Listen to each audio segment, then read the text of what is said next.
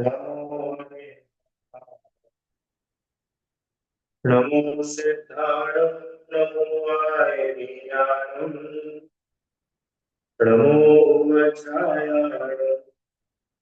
नमो वे सर्वसा भुवन में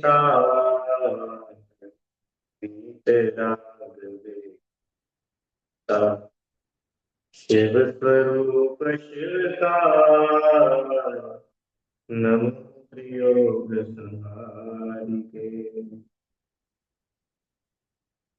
पंडित दौलत राम जी द्वारा रचित छह ढाला ग्रंथ का हम लोग रिवीजन कर रहे हैं। कल हम लोगों ने दूसरे ढाल का रिवीजन शुरू किया था, जिसमें ये देखा था कि जीव को दुख का कारण कोई दूसरा नहीं है, उसका स्वयं का ही मिथ्या दर्शन, मिथ्या ज्ञान और मिथ्या चारित्र है।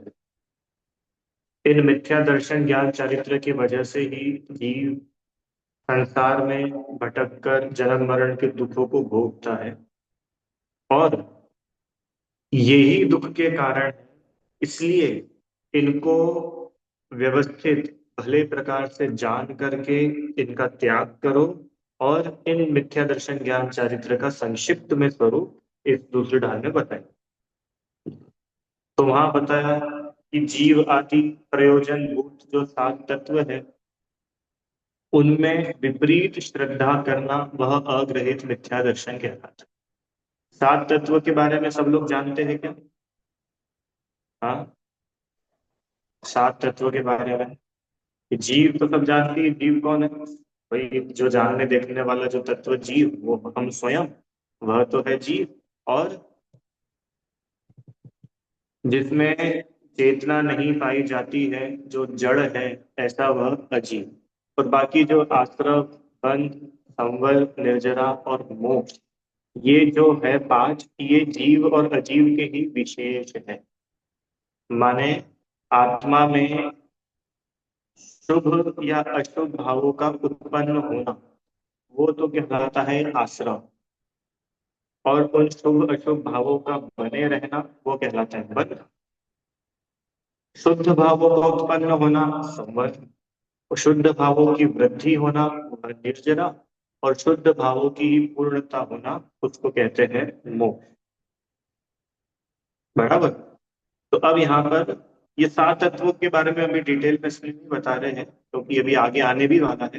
तभी तो बस एक सामान्य रूप से सबके नाम बताए। अब वे बता रहे हैं कि इन सातों तत्वों में विपरीत श्रद्धान करना, वो अग्रहित मिथ्या दर्शन, वही हमारे दुख का कारण है। तो जीव और अजीव के बारे में तो क्या विपरीत श्रद्धान होता है, वो हम लोग तो कल पढ़ चुके थे, है ना? क्या शरीर में अपनेपन की पहचान करना, मैं सुखी, मैं दुखी, मैं रंग, मैं राग, है ना, ये सारी बातें। इसके अलावा तन उपजत अपनी उपज जान, तन नशत आपको नाशमान, ये सब जीव अजीव तत्व की भूल हम लोगों ने कल देखी थी। अब आज अपने को बाकी के जो पांच तत्व हैं उन संबंधी भूल को देखना है। आइए इसी पांचवें छंद को पढ़ते हैं। तन उपजत अपनी उपज जान, तन नशत आपको नाशमान। यहां तक तो हुआ अजीव तत्व संबंधी भूल। अब दूसरी लाइन, रागादि प्रगट जे दुख दे, तिन्हीं को सेवत गिनत चह। ये आश्रव तत्व की भूल बताई। किसको बोलते हैं आश्रव? आश्रव माने राग द्वेष भाव, मोह राग द्वेष भावों का उत्पन्न होना। प्रियांशी, राग आदि लिखा है ना, राग आदि। तो राग आदि में क्या आएगा? राग द्वेष मोह, और उसको फैला दो, क्रोध मान माया लोभ, जितनी भी कषाय है राग आदि में सब आ जाते हैं। तो बोल रहे जितने भी विकारी भाव है, ये तो प्रगट, प्रगट मतलब बिल्कुल सामने दिख रहा है कि ये तो दुख देने वाले हैं, फिर भी जीव उन राग आदि भावों को करके अपने को सुखी मानता है। ये इसकी भूल है। क्या बात चल रही है? आश्रव तत्व संबंधी भूल। क्या हुई आश्रव तत्व की भूल? कि राग द्वेष आदि जो विकारी भाव है, वो होते कि नहीं होते अपन लोगों को? होते कि नहीं होते? मुनिराज को होते कि नहीं राग भाव? मुनिराज को राग भाव, अरे होता है कि नहीं? होता है। अरे मुनिराज को भी होता है। भगवान को होता है कि नहीं होता है? कि नहीं भैया, भगवान के नहीं होता है। क्योंकि भगवान पूर्ण वीतरागी है। उनके तो राग द्वेष का कंप्लीट ही अभाव हो गया। पर मुनिराज तक की जो स्टेज है ना, मुनिराज को भी राग भाव होता है, तभी तो शास्त्रों की रचना होती है। बिना राग भाव के कैसे हो जाएगी? ये बोल रहे हैं कि राग आदि भाव जो प्रकट रूप में दुख देने वाले हैं, उनको करके अपने को सुखी मानना भूल क्या है? आराध्य, समझना बात को। राग द्वेष करना ये आश्रव तत्व की भूल नहीं है ईशान। राग द्वेष तो बहिरात्मा को भी हो रहे हैं, और राग द्वेष अंतरात्मा को भी हो रहे हैं। हो रहे कि नहीं हो रहे? हो रहे हैं। बहिरात्मा भी रागी द्वेषी है, अंतरात्मा भी रागी द्वेषी है। जघन्य की भी बात करें तो दोनों में अंतर क्या है? कि वो जो बहिरात्मा है, वो तो राग द्वेष को करने के बाद मजा मानता है। अच्छा, खूब राग किया, मजा आ गया। तो भूल पता है क्या है? राग द्वेष होना भूल नहीं है। राग द्वेष मेरा स्वभाव है। राग द्वेष करके मेरा भला होगा, ये जो उल्टी मान्यता है, ये आश्रव तत्व की भूल है। क्या बोल रहे हैं? कि ये जो आश्रव है, ये आश्रव वर्तमान में भी दुख रूप है। अच्छा मेरे को बताओ, आश्रव माने इधर से देखिए, कर्मों की साइड से, तो कर्मों का आना वो आश्रव है। कैसे आते भैया है कर्म? कि हम जो राग आदि भाव करते हैं, शुभ अशुभ दोनों ही, चाहे शुभ भाव करे चाहे अशुभ भाव करे, चाहे पुण्य के भाव करे चाहे पाप के भाव करे। पुण्य के भाव करने से पुण्य कर्मों का आश्रय होता है, पाप के भाव करने से पाप कर्मों का आश्रय होता है। इतनी बात है ना। अभी बोल रहे हैं कि पुण्य और पाप में अंतर करना। क्या अंतर करना? कि भैया पाप तो बुरा है पर पुण्य तो अच्छा है। बोलो खाना, पुण्य अच्छा है कि नहीं है? नहीं अच्छा, क्या बात कर रहे हो? क्यों रियांश, बोलो बेटा। पाप तो बुरा है, पक्की बात है ना, पाप अच्छा तो नहीं है? अच्छी बात है, पर पुण्य? ईशान, पुण्य अच्छा है कि बुरा? ऐसे ही बता दो हाँ ना में। बुरा है कि अच्छा है? अच्छा है। कि पुण्य अच्छा लगता है ना, ये ही आत्म तत्व की भूल है। कि भैया कि अच्छी बात कर रहे हो, पुण्य तो अच्छी बात है, पुण्य तो करना चाहिए, सब बोलते हैं पुण्य करो पुण्य करो। कि भैया बोलते हैं वो तो ठीक है, पर ये बताओ पुण्य हमारे लिए अच्छा है क्या? नहीं समझना। पाप कर्म बांध रहे हैं, पुण्य के भाव से भी कर्म बंध रहे। तो हम लोग कर्म बांधना चाहते हैं कि कर्मों से मुक्त होना चाहते हैं? हाँ, अगर आप ये बोलो कि नहीं भैया मैं तो कर्म बांधना चाहता हूँ, अब आप मेरे को बताओ मैं क्या करूं, तो हम बोल देंगे कि ठीक है भैया पाप मत करो, तुम पुण्य करो। पर अगर तुम कर्मों से मुक्त होना चाहते हो, पूर्ण सुखी होना चाहते हो, तब तो हमको ये बताना पड़ेगा कि जैसे पाप को तुम बुरा जान करके छोड़ते हो ना, ऐसे पुण्य को भी जब तक दुख रूप नहीं मानोगे, तब तक वो पुण्य के परिणाम छूटे बिना नहीं रहेंगे। और जब तक पुण्य का परिणाम नहीं छूटेगा तो आश्रव बंध चालू रहे। किसको ये चेन समझ में आई ईशान? लाइन क्या है? लाइन याद है? राग आदि प्रगट जे दुख दे। ये राग आदि जो भाव है, प्रगट, प्रगट माने वर्तमान में ही दुख है।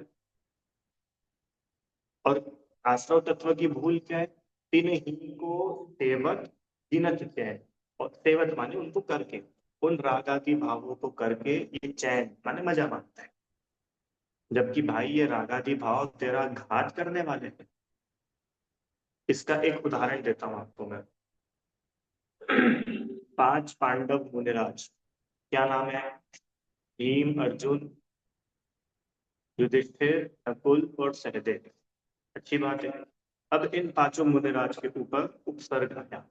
क्या उपसर्ग आया भैया? कि इन्हें चलते चलते एकदम गरम गरम जलते हुए आभूषण पहना दिए गए।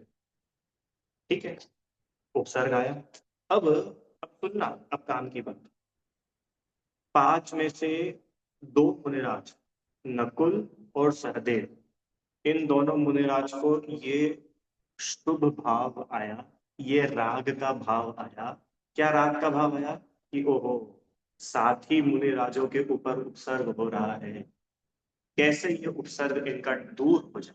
ये भाव नहीं आया कि मेरे भाइयों के ऊपर उपसर्ग हो, कि भाइयों का भाव होता तो वो तो फिर मोह कहलाता। वो तो मिथ्यात्व ही था कि अभी भी उनको भाई दिख रहे उनमें। भाई भाई नहीं दिख रहे थे उनको, तो दिख रहे थे हमारे साथ के मुनिराज। तो साथ के मुनिराज की चिंता रूप जो राग का भाव था, उसका फल ये हुआ कि उन दोनों मुनिराजों का मोक्ष रह गया। और जो बाकी तीन मुनिराज थे ना, भीम अर्जुन और युधिष्ठिर, उन तीनों मुनिराज को तो ये भाव तक नहीं आया कि अन्य मुनिराज का क्या हो रहा था। वे तो अपने आत्म ध्यान में ही लीन, उनको कोई राग आदि विकल्प थे ही नहीं। उसका फल ये हुआ कि इन तीनों का मोक्ष हो गया। अब मुझे बताओ, राग भाव बुरा है कि अच्छा है? बुरा। जिस राग, इतने से राग की वजह से मोक्ष रह गया, वो राग को हम अच्छा कैसे बोल देंगे? अच्छा, और अज्ञानी क्या मानता है? अज्ञानी ये मानता है कि नहीं नहीं, राग तो द्वेष बुरा है, राग अच्छा है। पाप बुरा है, पुण्य अच्छा है। और अच्छा मान के उसको फिर करता है, उसको कर करके मजे मानता है। ये आश्रव तत्व की भूल है। आइए आप लोग को समझ में। आश्रव किसको बोलते हैं? राग आदि भावों का उत्पन्न होना, वो क्या कहलाता है? आश्रव। और आश्रव अच्छा लगना, ये है आश्रव की भूल। बहुत सरल बात है, समझो। मोह जैसे जीव के बारे में विपरीत श्रद्धा, वो जीव तत्व की भूल है। अजीव के बारे में विपरीत श्रद्धा, वो जीव तत्व की भूल है। ऐसे ही आश्रव के बारे में विपरीत श्रद्धा, ये आश्रव तत्व की भूल है। तो भैया क्या है आश्रव तत्व? आश्रव तत्व है राग आदि भावों का प्रकट होना। अच्छा, अब ये राग आदि भाव जो प्रकट हो रहे, राग आदि भाव जो आत्मा में हो रहे हैं, क्या ये आत्मा के लिए भले हैं या आत्मा के लिए बुरे हैं? दुख रूप है ना, तो दुख रूप है, ये तो उसका स्वरूप है। अब आश्रव के संबंध में विपरीत श्रद्धा क्या हुई कि ये अच्छे हैं, इनको अच्छा मानना, माने वर्तमान में भी अच्छा मानता है और बोलता है कि भाई अभी अच्छा अच्छा कमा लो, भविष्य में अच्छा अच्छा फल मिलेगा, जबकि वो दुख रूप है। ऐसे रागादि प्रगट जे दुख देन, तिन्ही को सेवत हुई। माने स्वयं के कषाय भाव दुख का कारण है, और जीव दूसरे को दुख उत्पन्न कराने वाला। रागादि भाव खुद के दुख के कारण है, और ये जीव क्या मानता है? इस दूसरे ने दुखी किया। भाई तेरा ही मोह राग द्वेष तेरे दुख का कारण। ठीक है, चलो आगे चले कि आश्रव तत्व की भूल समझ में आई आपको? पक्का। राग आदि भाव जो दुख रूप है, उन्हें दुख रूप न मान करके अच्छे मानता है, और अच्छा मानकर उनको खूब करता है, ये भूल है। वापिस, वापिस, राग करना भूल नहीं है, द्वेष करना भूल नहीं है, राग द्वेष को भला मानना ये भूल है। क्योंकि राग और द्वेष करने को अगर आप भूल बोलोगे, तो वो तो जघन्य अंतरात्मा को भी हो रहे हैं, वो तो मध्यम अंतरात्मा को भी हो रहे हैं। तो फिर आप उनको कैसे सम्यक दृष्टि बोल पाओगे? रामचंद्र जी को राग हो रहा है कि नहीं हो रहा है? हो रहा है, जब भी तो सीता के लिए इतना युद्ध लड़ रहे। सीता से राग नहीं होता तो काहे को युद्ध लड़ते? अरे राग नहीं होता तो घर में ही क्यों रहते, दीक्षा ले लेते ना। तो राग तो है, हाँ, उस राग को वो भला नहीं मानते हैं। अब बहुत लोगों को क्वेश्चन हो सकता है कि भैया जब उस राग को वो भला मानते ही नहीं है, तो करते क्यों है? नहीं समझ में आया ना? आ रहा है क्वेश्चन, समझ में आया कि भैया जब उन्होंने मान लिया कि राग अच्छा नहीं है, राग दुख रूप है, राग से आत्मा का अहित है, राग बोलने से सब लगा लेना, तो भैया जब ये दुख रूप है ऐसा उन्होंने जब मान ही लिया, तो फिर करते काहे के लिए? तो सुनो, मानना अलग बात है, और आचरण में आ जाना वो अलग बात है। बहुत काम की बात है वीर। मानना ये तो है श्रद्धा गुण का कार्य, और आचरण में आ जाना यह है चारित्र गुण का कार्य। मानना यह है सम्यक दर्शन, और आचरण में होना यह है सम्यक चारित्र। नहीं तो जघन्य अंतरात्मा को ही परमात्मा बनाना पड़ेगा, पर वो जघन्य अंतरात्मा से परमात्मा तक का पूरा सफर है ना, है कि नहीं? वो पूरा सफर, जघन्य अंतरात्मा फिर मध्यम अंतरात्मा फिर उत्तम अंतरात्मा, तो ये पूरा सफर क्या है? ये पूरा सफर वो ही है, राग आदि घटते जाए घटते जाए घटते जाए घटते, और घटते घटते घटते पूर्ण रूप से खत्म हो जाए। आया? चलो आगे चले, बंध तत्व, चौथे नंबर का। बंध किसको बोलते हैं? कि वो शुभ अशुभ भाव जो आत्मा में उत्पन्न हुए उनका बने रहना, और उनके बने रहने की वजह से वो जो कर्म है वो कर्मों का आकर के आत्मा से बंध जाना। अब जब वो कर्म आत्मा से बंध गए आकर के, तो वो उनका फल मिलेगा कि नहीं मिलेगा? मिलेगा। अच्छे कर्मों का फल अच्छे रूप में मिलेगा, और बुरे कर्मों का फल बुरे रूप में मिलेगा। क्यों? अच्छा अच्छा करे माने पुण्य करे, तो पुण्य का फल में क्या मिल जाएगा? स्वर्ग मिल जाएगा। और पाप के फल में क्या मिल जाएगा? नरक मिल जाएगा। अब बंध तत्व की भूल क्या है? तीर्थ। बंध तत्व की भूल ये है, शुभ अशुभ बंध के फल मझार, रति अरति करे, निज पद विस्तार। बहुत इंपॉर्टेंट है, इतनी गजब लाइन है। शुभ अशुभ बंध के फल मझार, मझार मतलब होता है में माने शुभ और अशुभ बंध, चाहे शुभ कर्मों का बंध हो चाहे शुभ कर्मों का बंध हो, वो जो भी कर्म बांधे उनके फल में क्या करता है? रति अर्थ। रति मतलब, रति मतलब राग, अरति मतलब द्वेष। किस किस को समझ में आया? रति मतलब राग, अरति मतलब द्वेष। तो भैया ये तो नेचुरल है, ये तो हम लोग करते ही है, क्यों करते कि नहीं करते? अच्छे अच्छे कर्मों का फल मिले, खूब पुण्य का उदय हो, तो पुण्य का उदय अच्छा किसको नहीं लगता है? क्यों पुण्य का उदय अच्छा नहीं लगता है? आराध्य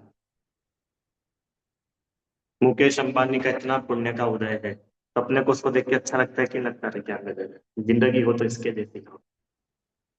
तो पुण्य का उदय अच्छा लगता है, और पाप का उदय कैसा लगता है? बुरा लगता है। अभी कोई गरीब दिखे, कोई भिखारी दिखे, या अपने ऊपर ही कोई पाप का उदय आ जाए, अपन बीमार पड़ जाए, कुछ भी हो जाए, तो अपने को बुरा लगता है ना, बुरा। भैया पाप का उदय अच्छा नहीं है। और पुण्य का उदय, अरे वो तो बहुत अच्छा है, कितना मजा आता है पुण्य के उदय में।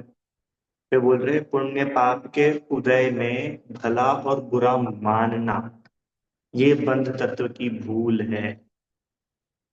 आगे एक और, वो दो तीन शब्द वो कितने बढ़िया लिखे, निज पद विसार। निज पद विसार माने अपने आत्म स्वरूप को भूल कर, निज पद, निज मतलब अपना, पद माने स्वरूप, अपने स्वरूप को विसार, विसार माने उसको भूल करके, अपने आत्म स्वरूप को तो भूल गया, और अच्छे कर्मों के फल में सुखी हो गया, बुरे कर्मों के फल में दुखी हो। जबकि आत्मा का स्वरूप तो ऐसा है कि जो शुभ और अशुभ कर्मों के फल से भी परे है। नहीं समझ रहे? सुन, मानो पुण्य के उदय से करोड़पति बन गए, ठीक है? अब क्या हुआ? निज पद विसार, आत्मा को तो भूल गया और अपने को करोड़पति मान के प्रसन्न रह लिया।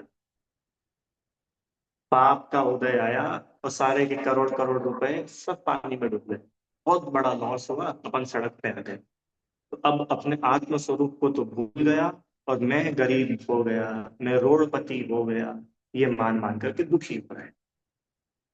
तो अपने आत्म स्वरूप को भूल कर पुण्य पाप के उदय में सुखी दुखी होना, ये बंध तत्व की भूल है।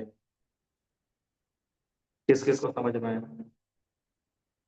अपने आप ये बड़ी इंपॉर्टेंट बात है, क्योंकि पुण्य पाप के उदय में राग द्वेष वो होते हैं, क्योंकि अभी स्थिरता नहीं है। पर भूल बता रहे ना, भूल, तो भूल क्या है? आत्म स्वरूप की खबर नहीं है ये, कल्पना कीजिए, आत्म स्वरूप की खबर नहीं होना, ये भूल है। देखो, सीता जी का अपहरण हो गया, ठीक है, तो रामचंद्र जी दुखी हुए कि नहीं हुए? तो रामचंद्र जी को बंध तत्व की भूल थी कि नहीं थी? अगर आप बोलोगे कि भैया बंध तत्व की भूल थी, तो फिर वो सम्यक दृष्टि थी ही नहीं, क्योंकि ये तो अग्रहित मिथ्या दर्शन की बात चल रही है।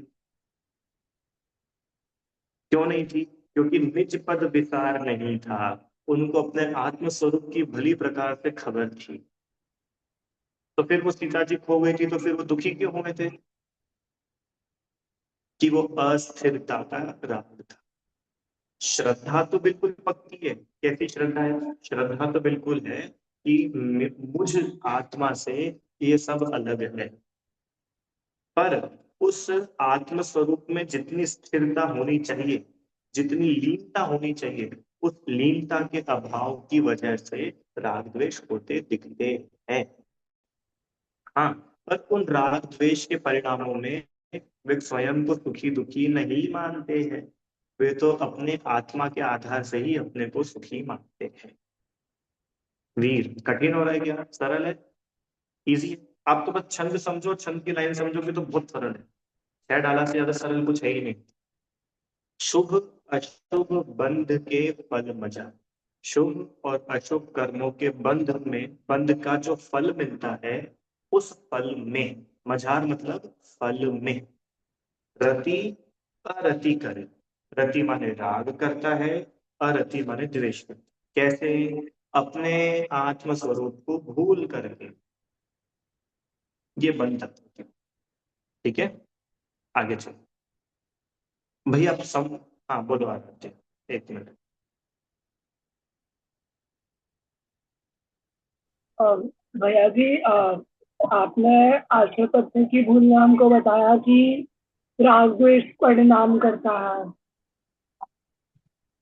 राग द्वेष को भला मानना। बाह्य तत्व की आश्रय तत्व की भूल में आपने बताया कि राग द्वेष को भला मानता है ना? और अब हाँ। आप बाह्य तत्व की भूल में बोल रहे हैं कि पुण्य पाप के फल से वो राग और द्वेष करता है। और आगे एक तो और ये पद दो लिखी, निज पद विचार। तो निज ये पद दोनों तो साथ साथ में में ही नहीं है। हुए। अरे सब साथ में है। जिसको एक तत्व की भूल है, उसको सातों ही तत्वों की भूल है। जैसे कल आपने जीव अजीव में पूछा था ना, जिसको एक तत्व की भूल है। ऐसा नहीं है कि जिसको आश्रव तत्व की भूल हो उसको संभव तत्व की भूल नहीं होगी। यहाँ तो हम एक एक भूल को अलग अलग करके बता रहे हैं, पर अज्ञानी के सातों भूल ही एक साथ चलती है। अरे जो राग द्वेष को भला मानता है, तो वही तो पुण्य पाप के उदय में राग द्वेष करता है, अपने आत्म स्वरूप को भूलकर। जो राग द्वेष को भला मानेगा ही नहीं, तो वो क्यों चाह करके पुण्य पाप के उदय में सुखी दुखी होगा? वो तो अपना आत्म स्वरूप में मस्त रहेगा। आ रहा है समझ में? बोलो वीर, एक मिनट, बोलो। तो फिर जैसे मतलब आश्रव करने से अपन अपना आत्म स्वरूप को भूल जाता है वो जीव। तो मतलब वो आश्रव की भी उल्टी मान्यता कर रहा है और जीव तत्व की भी उल्टी कर रहा है, क्योंकि वो अपनी आत्मा का स्वरूप नहीं समझ रहा। नहीं, वापिस से बोलो, क्या बोल रहे हो? अगर वो मतलब ऐसे अन्य तत्व के ऐसे मतलब वो भूल कर रहा है, उल्टी मान्यता कर रहा है, तो वो जीव की भी कर रहा है सेम टाइम पे, आत्मा को हाँ कर रहा है, नहीं समझ पा रहा। सही बात है। जिसको आत्मा की खबर नहीं है, देखो बहुत सरल बात है, जीव तत्व की भूल मतलब जिसको जीव के बारे में श्रद्धा नहीं है। अब उसको जीव के बारे में श्रद्धा नहीं है, तो वो क्या मानता है? ये राग द्वेष है मेरा स्वभाव, और जब ये मेरा स्वभाव ही है, तो मैं इसको बुरा क्यों मानूंगा? अच्छा, और जब मैं इसको बुरा मानूंगा ही नहीं, तो इनको छोड़ने का उपाय क्यों करूंगा? तो तो वहां से अगर पूरी की पूरी चीज बनती है। अगर हमें अपने जीव के बारे में ही नहीं पता होगा, तो सारे तत्वों की हमारी उल्टी मान्यता ही होगी, अगर हमें अपने जीव का हाँ, स्वरूप नहीं पता होगा तो। बिल्कुल बिल्कुल, बिल्कुल सही पकड़ा। जिसको जीव का स्वरूप नहीं पता, उसको सातों तत्वों के मामले में भूल है। और जो ईमानदारी से जीव का स्वरूप समझ ले, उसको सातों भी तत्वों की सही श्रद्धा हो जाएगी। बिल्कुल सही। तो भैया फिर सम्यक दर्शन के लिए ऐसा क्यों बोलते, सात तत्वों की श्रद्धा? सिर्फ ऐसा ही बोलते हो ना, जीव तत्व की श्रद्धा। आया कि नहीं समझ में? आराध्य। अभी वो जब सातों पढ़ लेंगे ना, तब इसको बताऊंगा मैं, याद दिला देना मुझे। ये सात की जरूरत क्यों थी, एक ही बोल देते। जब एक आत्मा से सारा काम हो रहा है, तो हमारा सिलेबस इतना क्यों बढ़ा दिया? एक से ही काम हो जाता। कि बताएंगे अभी आखिरी में। तीर्थ, कुछ पूछना है तुमको? कहाँ चलेगा भैया?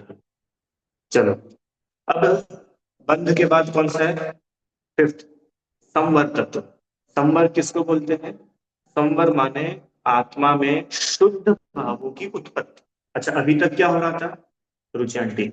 अभी तक तो अशुभ भाव और शुभ भाव यही चल रहे थे। या तो पुण्य के परिणाम चल रहे थे या पाप के परिणाम चल रहे थे। पर अब संवर मतलब ये कि अब आत्मा में पुण्य पाप से परे शुद्ध भाव की उत्पत्ति हुई। शुद्ध भावों की उत्पत्ति होना, इसका नाम है संवर। अच्छा, इन शुद्ध भावों की उत्पत्ति होने से अब नए कर्मों का आना रुक गया। आश्रव माने कर्मों का आना, बंध माने कर्मों का रुक जाना, संवर माने कर्मों का ही आना रुक जाना। अब नए कर्म नहीं आएंगे। अब पुराने जितने हैं कि बस उनका हिसाब किताब कर लेंगे। अब नए कर्म नहीं आएंगे। इसका नाम है संवर। तो अब मुझे बताओ, ये संवर अच्छा है कि बुरा है? कितने लोग बोल रहे कि भैया संवर बुरा है? बताओ, कर्म आना ही रुक जाएंगे तो फिर हम संसार से मुक्त नहीं हो जाएंगे? पर हम तो संसार में रहना चाहते हैं। तो अगर तुम संसार में रहना चाहते हो तो तुम्हारे लिए तो आश्रम बंद अच्छा है, मुबारक। पर ईमानदारी से अगर सुख चाहे दुखते भयवंत वाली दशा अपनी है, तो अपन लोगों के लिए संवर बहुत अच्छा है। निर्जरा बहुत अच्छी है। और मोक्ष का तो कहना ही क्या, वो तो अपन चाहते ही है। अच्छा, और आश्रम बंद, कि भैया आश्रम बंद अच्छे नहीं है, आश्रम बंद से तो हम परेशान हो रहे हैं। तो यही तो भूल है। आश्रम बंद अच्छे नहीं है, और उस आश्रम बंद को अच्छा मानता है। राग आदि भावों का होना यह आश्रम, और राग आदि भावों के होने को भला मानना यह आश्रम तत्व की भूल है। शुभ अशुभ कर्मों के उदय में, शुभ अशुभ कर्मों का उदय, ये पंच तत्वों का स्वरूप, कि अच्छे बुरे कर्म बांधे और उनका फल मिल रहा है। अब चाह करके नहीं, नहीं अपने को बुरे बुरे कर्म नहीं, अच्छे अच्छे कर्म बांधो, क्यों? अच्छे कर्मों का अच्छा फल मिलता है। तो भाई तुमको तो बंध अच्छा लग रहा है, और जबकि बंध अच्छा है नहीं। तो जो जैसा है नहीं, उसको वैसा मान रहे हो, यही तो भूल है। इसी का नाम तो विपरीत श्रद्धान है। आ रहा है क्या समझ में भैया? जो अच्छा है नहीं, उसको भी अच्छा मान रहा है, इसका नाम है भूल। आश्रव बंद भले नहीं है, आश्रव बंद हेय है, और उनको उपादेय मानता। अच्छा, संवर निर्जरा मोक्ष ये बढ़िया है, अच्छे हैं, और इनको अच्छा नहीं मानता है। तो भैया कैसा मानता है? देखो क्या बोल रहे दौलत राम जी। वे बोल रहे हैं, आत्म हित हेतु विराग ज्ञान। हेतु मतलब, हेतु मतलब, हेतु माने कारण। हेतु मतलब कारण। आत्म हित अपनी आत्मा के हित का कारण जो ज्ञान और वैराग्य है। क्या बोला? अपने आत्मा के हित के कारण जो ज्ञान और वैराग्य है, उन ज्ञान और वैराग्य को भला नहीं मानता, उल्टा कष्ट देने वाला मानता है। यह संवर्त तत्व की बोल। हेतु मतलब कारण, क्योंकि नहीं, कारण। एग्जाम वो लिखते हो एप्लीकेशन स्कूल में, हाँ, लिखते हो उसमें हेतु। अब याद आ गया? ठीक है। अब सुनाऊंगा नहीं मैं एप्लीकेशन, चलो। आत्मा के हित के कारण जो ज्ञान और वैराग्य। अच्छा बताओ, ज्ञान मतलब, सुनो सुनो सुनो, पॉइंट नोट करो। ज्ञान मतलब किताबी ज्ञान नहीं। ज्ञान मतलब शास्त्रों का ज्ञान नहीं। ज्ञान मतलब इंफॉर्मेटिव ज्ञान की बात नहीं चल रही है। ज्ञान मतलब सम्यक ज्ञान। ज्ञान मतलब सम्यक ज्ञान। और वैराग्य मतलब दुखी होकर के बैठ जाना घर के एक कोने में, उसका नाम वैराग्य है कि नहीं? किसी से बातचीत नहीं करना, कि उसका नाम वैराग्य नहीं है, उसका नाम तो पगलापना है। पागल और वैरागी में अंतर है। किसी से नहीं बोल रहे भैया, वो तो एकदम गुमसुम बैठा रहता है, कुछ नहीं करता है, तो भैया सुनो, वो वैरागी नहीं है, वो उदासीन नहीं है। सच्चा वैराग्य क्या है? संसार, शरीर और भोग, इनसे उदासीनता। और जिसकी अभी अपन बात कर रहे थे ना, उसको उदासीनता नहीं है, उसको तो द्वेष है। द्वेष और उदासीनता में क्या डिफरेंस है भैया? हाँ, सुनो, द्वेष जो है ना, द्वेष बताते सुनो। द्वेष होता है जब हमको वो बुरा लगता है, तब होता है द्वेष। और उदासीनता किसको बोलते हैं? कि हमको वो बुरी नहीं लग रही है, हमने उसका स्वरूप भली प्रकार से समझ लिया, अब हमको उसमें कुछ इंटरेस्ट नहीं रहा, क्योंकि उसमें हमारे काम का कुछ है ही नहीं। इसका नाम है उदासीनता। उदाहरण से बताता हूँ। मान के चलो, किसी को शरीर में बीमारी हो, कैंसर हो गया, ठीक है। अब अज्ञानी है, अज्ञानी ने शरीर का स्वरूप समझा, या कैंसर नहीं भी लाओ, अपन समझो शरीर बहुत मलिन है, शरीर से दिन रात मल निकलता रहता है, मल मूत्र कफ फूक पसीना, ये सब शरीर से निकलता है ना। शरीर के अंदर खून हड्डी मांस मज्जा पीप ये सब भरा हुआ है। अब शरीर का ऐसा स्वरूप समझ करके कोई व्यक्ति शरीर से द्वेष कर ले, अरे इतना गंदा शरीर, अरे भगवान, अरे छी छी छी। तो ये जो छी छी छी और अरे अरे अरे है, ये द्वेष का भाव है। आपको शरीर से चिढ़ मच रही है, शरीर से चिढ़ मचना, ये है द्वेष। इसका नाम वैराग्य नहीं है। तो वैराग्य किसका नाम है भैया? कि शरीर का स्वरूप समझा, कि देखो शरीर मल मूत्र से भरा हुआ है, इस शरीर में अपना पना करने से अपना कोई लाभ नहीं है, इसलिए भाई इसमें अपना पना छोड़ो। अब ये शरीर जैसा परिणमता हो वैसा परिणमे, हमको इससे अब कुछ लगाव नहीं रहा। द्वेष नहीं हुआ, पर लगाव भी नहीं रहा। इसका नाम है उदासीनता। आया समझ में? भोग, भोग से समझे, भोग समझते हो? भोग, भोग क्या होते हैं? कि पांचों इंद्रिय के विषय जिनको भोगे जाते हैं वो भोग कहलाते हैं। तो भोगों से द्वेष और भोगों से उदासीनता क्या अंतर है? कि जिसको भोगों से द्वेष होता है वो भोगों से भागेगा, और कोई भोग भोगता हुआ दिखेगा ना, उसकी निंदा करेगा। तुम सब तो हो ही पापी, तुम सब तो नरक में जाओगे, तुम सब तो हैं, डॉट डॉट डॉट सब भर देना। ये द्वेष के वाक्य है। पर जिसको सच्ची उदासीनता होगी, वो किसी को दुत्कारेगा नहीं, उसको तो भोग भोगने वाले पर भी उतनी करुणा आएगी कि भैया ये भोग भोगने से आत्मा का कोई हित नहीं है, इन भोगों से थोड़े उदासीन हो और अपने आत्म स्वरूप को समझो, तो तुम्हारा कल्याण है। अंतर समझ में? उदासीनता और द्वेष में। तो वैराग्य द्वेष पूर्वक नहीं होता है, वैराग्य होता है उदासीनता पूर्वक। उदासीनता मतलब कि हमको अभी तक ये संसार शरीर भोग ये बड़े अच्छे लगते थे, और हम दिन रात इसी में मस्त रहते थे। पर अब हमें आत्म स्वरूप समझ में आया, और समझने के बाद में अब ये पता चला कि यार ये तो अपने कुछ फायदे के है ही नहीं, उल्टा इनमें लगे रहने से तो अपना घाटा होता है। तो भैया अब इनसे जय जिनेन्द्र करो और अपना आत्म कल्याण करो। ये है उदासीनता। और सम्यक ज्ञान मतलब, सम्यक ज्ञान माने आत्मज्ञान। अभी कितने लोग ऐसे हैं, अभी मैं बता दूं, उदाहरण देता हूँ आपको। कितने लोग ऐसे होते हैं जिनको ज्ञान और वैराग्य दुख रूप लगते हैं, अपने को भी लग सकते हैं। मैं आपको उदाहरण देता हूँ।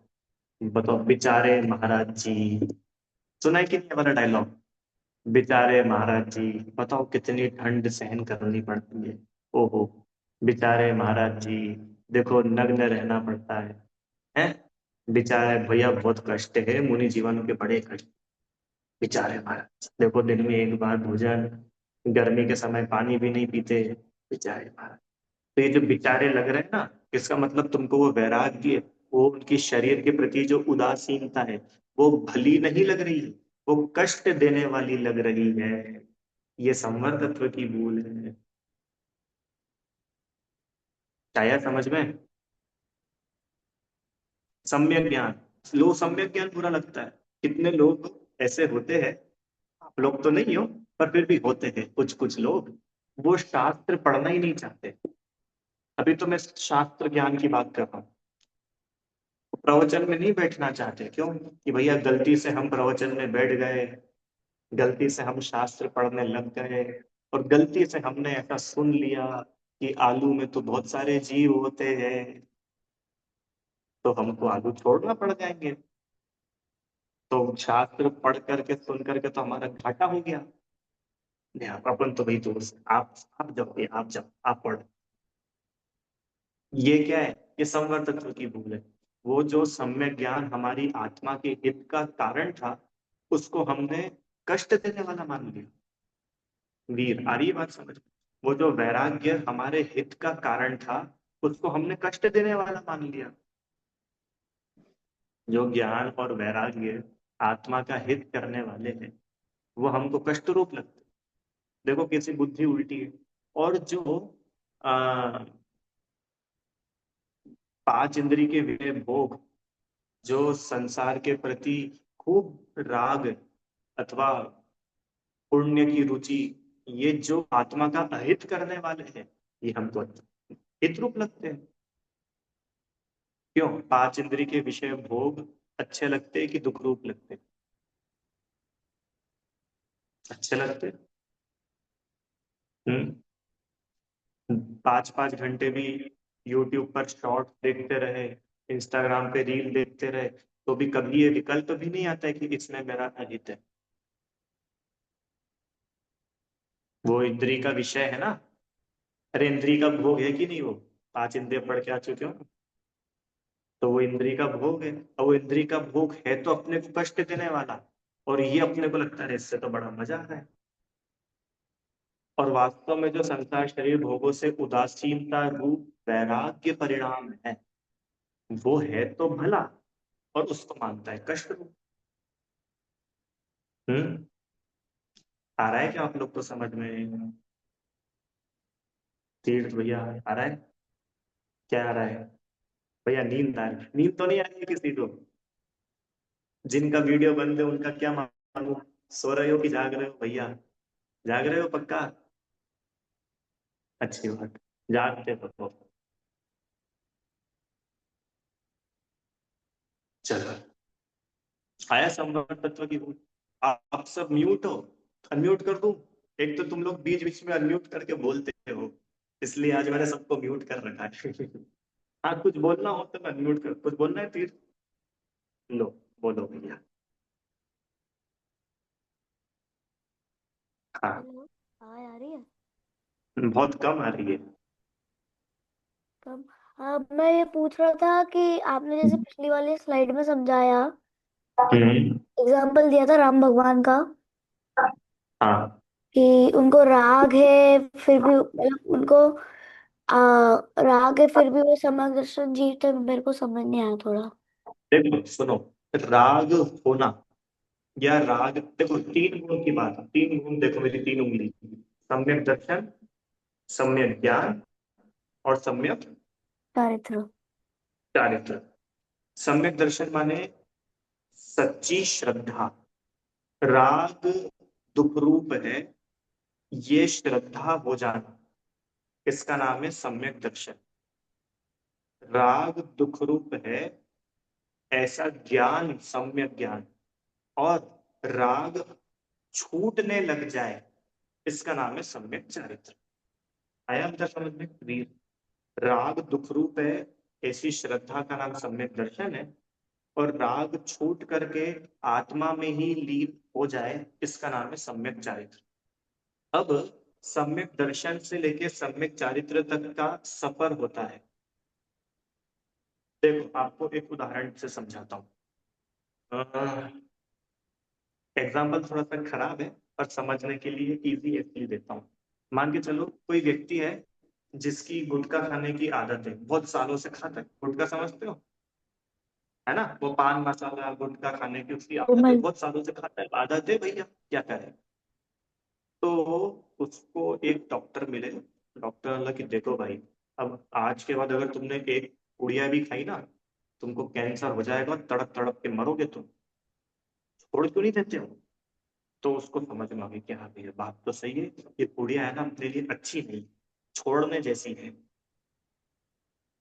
अब ये जो समझ में आ गया ना, पुड़िया छोड़ने जैसी है, इसका नाम है पुड़िया का सम्यक दर्शन।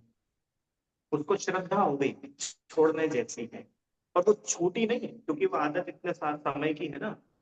तब क्या करता है, धीरे धीरे धीरे करके छोड़ता है, धीरे धीरे करके छोड़ता है कि नहीं। पहले दिन भर में 10 पुड़िया खाता था, तो अब 9 पुड़िया ही खाएगा, फिर 8 खाएगा, फिर एक दिन वो भी आएगा कि जब एक भी नहीं खाएगा।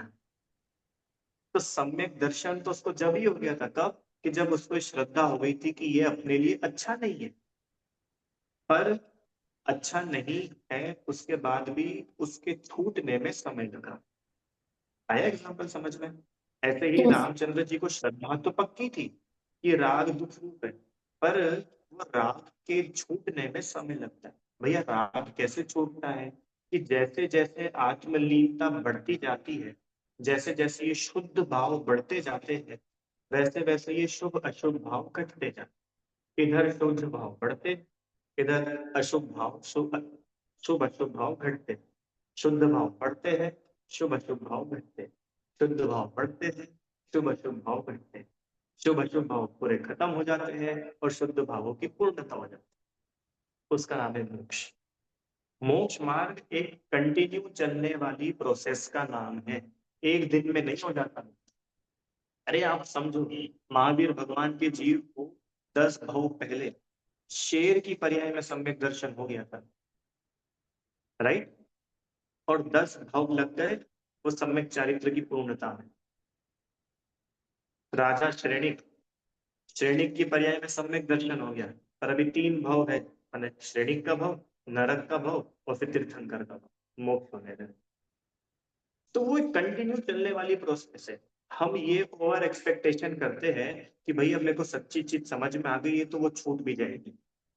नहीं भाई, समझ में आ जाने में और छूटने में क्रम है। आया तीर्थ समझ में। चलो आगे चले। क्या हो गया अपना, संवर तत्व की भूल, आत्मा का हित रूप जो ज्ञान और वैराग्य है, उनको जीव भला न मान करके कष्ट देने वाला। चले आगे। आगे छठे नंबर पे कौन सा तत्व है, आराध्य। बोलो क्या प्रश्न है भैया, 1 मिनट, बोलो भाई। भैया जी, तो अगर मैं ऐसा बोलूं कि अगर मेरे को सम्यक दृष्टि बनना है, तो बस मुझे सम्यक दृष्टि बनने के लिए सिर्फ ये 7 तत्व की भूल को ही मतलब भूलों को जो भूल कर रहा हूँ इसको छोड़ना है बस। बस हाँ तो बस और कुछ नहीं है। सम्यक दर्शन इससे ज्यादा और कुछ भी नहीं है। अपन ने सम्यक दर्शन के नाम पे बहुत बड़ी बड़ी इमेज बना रखी है। अब क्यों, सम्यक दर्शन किसको हो सकता है, कि भैया जो सफेद कपड़े पहनता है ना उसको ही हो सकता है, जो अपने बाल छोटे छोटे रखता है उसको ही हो सकता है, कोट पैंट पहनने वाले को नहीं हो सकता है। वो शेर क्यों, वो शेर को हो सकता है पर मेरे को नहीं हो सकता, क्यों। अरे ऐसा कुछ भी नहीं है भैया। सम्यक दर्शन मतलब सच्ची समझ, समझ सच्ची हो जाना। अभी तक मैं अपने आप को इस शरीर मान करके ही सारा कार्यक्रम चलाता था। अब मेरी समझ बस सच्ची हो गई। क्या समझ सच्ची हो गई है, कि मैं ये शरीर नहीं हूं, मैं आत्मा हूं। तो सम्यक दृष्टि फिर खाना खाना छोड़ देता होगा, क्योंकि अब तो वो अपने आप को आत्मा मानने लग गया। कि सुनो, पहले अपने आप को खाना खाने वाला मानता था, अब उसकी श्रद्धा सही हो गई कि मैं खाना खाने वाला नहीं हूं। तो भैया खाना खाना कब छूटेगा, कि जब आत्मलीनता बढ़ती जाएगी ना, वो भोजन छूटता जाएगा। तुम उसकी चिंता नहीं करो, तुम तो आत्मलीनता बढ़ाओ। ये बिल्कुल एक्चुअल मोक्ष मार्ग है। मोक्ष मार्ग बाहर से नहीं होता, मोक्ष मार्ग अंदर होता है, बाहर दिखता है। पता नहीं बच्चों को कठिन हो रहा होगा या सरल, आई डोंट नो। मोक्ष मार्ग बाहर दिखता है, होता अंदर है। और हम लोग पता है क्या करते हैं वीर, हम बाहर खटकर्म करते रहते हैं। इसको सुधारो, उसको सुधारो, ऐसा करो, ऐसा करो, सफेद कपड़े पहनो, कलरफुल कपड़े नहीं पहनना, कलरफुल कपड़े पहनने वालों को मोक्ष नहीं। कहाँ कपड़ों में उलझे हुए हो? सबसे पहले ये मानो कि कपड़ा आत्मा पहनता नहीं है। अब जब आत्मा कपड़ा पहनता नहीं है, मैं आत्मा हूँ, आत्मलीनता बढ़ती जाएगी ना, तो कपड़े की आवश्यकता ही महसूस नहीं होगी। और जब कपड़े की आवश्यकता ही महसूस नहीं होगी तो तुमको नेचुरली मुनि दशा आ जाएगी। फिर तुमको कपड़े छोड़ना कष्ट रूप नहीं लगेगा। आया समझ? बड़ा आनंद का मार्ग है मोक्ष मार्ग, बहुत आनंद का मार्ग है, मजा आ जाता है। चलो आगे। संवर तत्व की भूल समझे। ज्ञान और वैराग्य जो आत्मा का हितरूप है, उनको हितरूप तो नहीं मानता, और क्या मानता है? कष्ट है। आगे चलो। संवर तत्व हो गया निर्जरा। निर्जरा किसको बोलते हैं? शुद्ध भावों की वृद्धि होना। और उन शुद्ध भावों की वृद्धि होने से अब जो कर्म आत्मा में थे, वो कर्म अब टाटा बाय बाय बोल के जाने लगे। ठीक है। क्या है निर्जरा?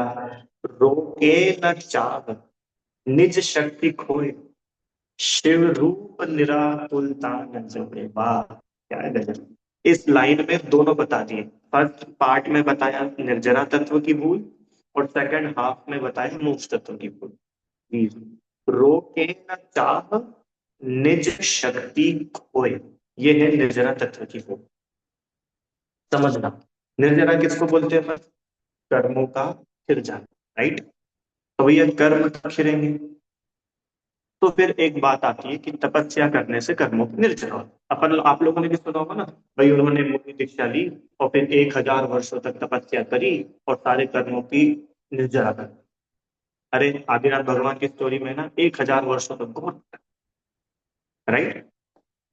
अब भैया तपस्या किसको बोलते हैं जिससे निर्जरा होती है? ये भी तो बताओ। कि तपस्या बोलते हैं अपनी इच्छाओं का अभाव करना, इसका नाम है तपस्या। इच्छा निरोधस तपः, इच्छाओं का निरोध। बोलो भैया सब लोग। इच्छाएं दबाने का नाम तप नहीं है क्या? भैया मेरी इच्छा तो हो रही है बहुत ज्यादा आइसक्रीम खाने की, पर मैंने अपने मन को रोक लिया क्योंकि अष्टांगिका चल रही है और आज तो 14 का दिन है, आज मैंने आइसक्रीम नहीं खाई। तो मेरा तपस्या हुई कि नहीं हुई? कि नहीं, इसका नाम तपस्या नहीं है। तो भैया फिर किसका नाम है तपस्या? कि इच्छा का अभाव ही हो गया। सरल भाषा में बोले, इच्छाएं पैदा ही नहीं हुई, इसका नाम है तप। भैया ऐसा कैसे संभव है कि इच्छाएं पैदा ही नहीं हो? हमको तो इच्छा पैदा होती रहती है। क्यों आजाद? हम तो थोड़ा सा बाहर निकलते हैं सराफा बाजार में, और वो जो खुशबू आती है, तो फिर तो पूछो ही मत, सारे चूहे मैराथन करने लग जाते हैं अंदर। हमारी तो होती है इच्छा, और आप बोल रहे हो इच्छा प्रकट ही नहीं हो, इच्छा उत्पन्न ही नहीं हो, इच्छाओं का अभाव हो जाए। कैसे होगी इच्छा का अभाव? कैसे हो? इच्छा का अभाव होगा अपनी आत्मा की शक्ति को पहचान कर। क्या लिख रहे हैं आगे? रोके न चाह, निज शक्ति खो। ये अपनी इच्छाओं का अभाव नहीं कर पाता, जिसको निर्जरा तत्व की भूल है। क्यों नहीं कर पाता? क्योंकि अपनी आत्मा की शक्ति को भूला बैठा है। ये ये भूला बैठा है कि आत्मा तो अपने आप में कंप्लीटली 100% पूरा है। आत्मा को किसी दूसरे की जरूरत नहीं है कुछ पूरा होने के लिए। उदाहरण देता हूँ आपको। गोल्ड है, गोल्ड, गोल्ड अधूरा है कि पूरा है? पूरा है। शक्कर अधूरी है कि पूरी है? शक्कर को किस चीज की जरूरत है? नहीं, कुछ चीज, अच्छी पैकिंग की जरूरत तो है, अच्छी पैकिंग की। शक्कर को अच्छी पैकिंग की जरूरत है कि नहीं? नहीं समझ। शक्कर को शक्कर बने रहने के लिए काय की जरूरत है। कि भैया मिठास की जरूरत है, तो मिठास शक्कर में है कि नहीं है? शुगर केन नहीं, अपन तो भी शक्कर की बात कर रहे हैं। शुगर केन कौन रोज रोज खाता है? शक्कर तो रोज खाते हैं ना। सुनो, शक्कर को पूरा करना पड़ेगा कि शक्कर अपने आप में कंप्लीट है, 100% पूरी है? ये बताओ आप मेरे को। जो भी है, शक्कर पूरी है? नहीं नहीं नहीं भैया, वो है ना, शक्कर अभी थोड़ी अधूरी है। अब एक काम करते हैं, एक जोरदार 10-15 लोग मिलकर के जय शक्कर माता ऐसे शक्कर की आरती उतारते हैं, तो फिर जब जाके शक्कर थोड़ी मीठी होगी। ऐसा है? शक्कर को नहीं, शक्कर अपने आप में पूरी है। अब जब शक्कर पूरी है, शक्कर को किसी दूसरे की जरूरत है ही नहीं, तो जब किसी दूसरे की जरूरत नहीं है तो इच्छा भी नहीं है। आत्मा अपने आप में पूरा है। आत्मा का ज्ञान आत्मा में है, कहीं बाहर से नहीं आता। आत्मा का सुख आत्मा में है, कहीं बाहर से नहीं आता है। आत्मा के सारे गुण, कितने गुण है आत्मा में? 3 है कि 4? नहीं है? 10 तो नहीं है। कितने तीर्थ? 8 है। अनंत है। अरे अनंत गुण है आत्मा में, द्रव्य गुण पर्याय में पढ़ के आए हो आप लोग। अनंत गुण है। तो उन अनंत गुणों को रहने के लिए, उस अनंत गुणात्मक आत्मा को बाहर से किसकी जरूरत है, ये बताओ। सरलता का, आत्मा के ज्ञान गुण को काम करने के लिए किसकी जरूरत है? किताब की? मोबाइल की? चैट जीपीटी की? नहीं भैया, आत्मा का ज्ञान गुण अपने आप में कंप्लीट है, उसको किसी की दरकार नहीं है, उसको किसी की जरूरत नहीं है। आई क्या बात समझ में? ये मैंने सिर्फ एक ज्ञान गुण में बताया। ऐसे ही आत्मा का जो कुछ भी परिणमन होता है, चाहे ज्ञान का हो चाहे दर्शन का हो, वो आत्मा अपने आप में 100% कंप्लीट है। उसको किसी दूसरे की जरूरत नहीं है कि भैया ये मेरे को मिल जाएगा तो मेरे में कुछ बढ़ जाएगा। अब जो जिसको अपनी आत्म शक्ति का पूरा पूरा ख्याल होगा, उसको ये पता चलेगा कि यार मैं तो अपने आप में पूरा हूँ, मेरे को बाहर से कुछ मिल जाए ऐसी कुछ मेरी जरूरत है ही नहीं। अब जब जरूरत ही नहीं, तो इच्छा का अभाव हुआ कि नहीं हुआ? हुआ। इच्छा होती ही उसको है जिसको लगता है मैं अधूरा हूं और बाहर से कुछ मिलेगा तो मैं पूरा होऊंगा। उसको होती है इच्छा। पर जिसको ये विश्वास है कि यार अपन तो पूरे हैं, अपने को किसी की जरूरत है ही नहीं। अब जब अपने को अपने आत्म शक्ति का बराबर ख्याल आ चुका है, तो अब बाहर से मेरे को किसी की जरूरत रही ही नहीं। जब बाहर मुझे किसी की जरूरत रही ही नहीं, तो मेरी इच्छाओं का भी अभाव होता चला गया। अब इस इच्छा के अभाव का नाम है निर्जरा।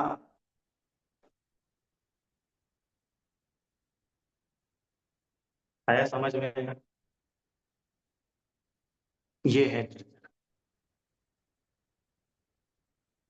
अब निर्जरा तत्व की भूल क्या है कि ये आत्मा की खबर करता नहीं है और बाहर इच्छा करता रहता है, जबकि होना यह था कि इच्छाएं रुके और अपना आत्म स्वरूप को पहचाने।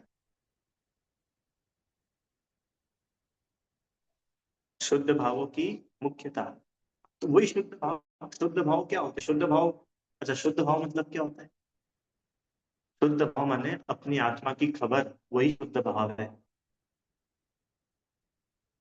अपनी आत्मा की खबर पूर्वक लीनता बढ़ते जाना, ये शुद्ध भावों की वृद्धि। और अपनी आत्मा की खबर पूर्वक आत्मा में ही स्थिर हो गए, ये शुद्ध भावों की पूर्णता। चलो आखिरी, शिव रूप निराकुलता न जो, ये मोक्ष तत्व की भूल है। मोक्ष तो है निराकुलता रूप, शिव माने मोक्ष, रूप माने उसका स्वरूप। मोक्ष का स्वरूप तो निराकुलता रूप है, और ये मानता है कि मोक्ष में निराकुलता नहीं है, अथवा मोक्ष में जो सुख है उस सुख की क्वालिटी को नहीं पहचानता। ऐसा मानता है कि मनुष्यों में, आप लोग सब मैथ्स समझते हो ना, मैथ्स की लैंग्वेज में, मनुष्यों को 1x सुख है, देवों को 10x सुख है तो मोक्ष में 100x सुख है। बोलो सही की गलत? सही है ना तीर्थ? मनुष्य को 1 गुना सुख है, देवों को मनुष्य से ज्यादा है तो देवों को 10 गुना सुख है, और मोक्ष में तो स्वर्गों से भी ज्यादा 100 गुना सुख है मोक्ष में। ये बात सही है कि गलत? सही वाले हाथ खड़ा करो जरा। ठीक है, सही है ना ये बात? ठीक है वीर, सही है कि गलत? रियांशी सही है? सही है? सही है? सही है? गलत है। क्यों गलत है भैया? सही तो है। इस सुनो, स्वर्गों में इंद्रिय सुख है, मोक्ष में अतीन्द्रिय सुख है। अब क्या है दोनों का कंपैरिजन? नहीं आया समझ में? स्वर्ग में तो इंद्रियों का सुख है कि आत्मा का सुख है? अतीन्द्रिय सुख है क्या? इंद्रिया चैप्टर में आप लोग पढ़ के आ चुके हो, इंद्रिया पढ़ी है लेवल 3 में। इंद्रिय ज्ञान अच्छा है कि अतीन्द्रिय ज्ञान अच्छा है? इंद्रिय ज्ञान अच्छा है। इंद्रिय सुख अच्छा है कि अतीन्द्रिय सुख अच्छा है? अतीन्द्रिय सुख अच्छा है। और स्वर्गों में तो इंद्रिय सुख है, तो इंद्रिय सुख और अतीन्द्रिय सुख, अब इन दोनों का क्या कंपैरिजन है? एक ईस्ट है तो दूसरा वेस्ट है। और एक बोलते अपन ऐसा है कि भाई स्वर्गों से भी अनंत गुना ज्यादा मोक्ष में मजा है। अरे अनंत गुना छोड़ो, मोक्ष का मजा एक अलग कैटेगरी है, स्वर्गों का सुख एक अलग कैटेगरी। और मोक्ष के सुख की क्वालिटी को नहीं पहचानना, ये मोक्ष तत्व की भूल।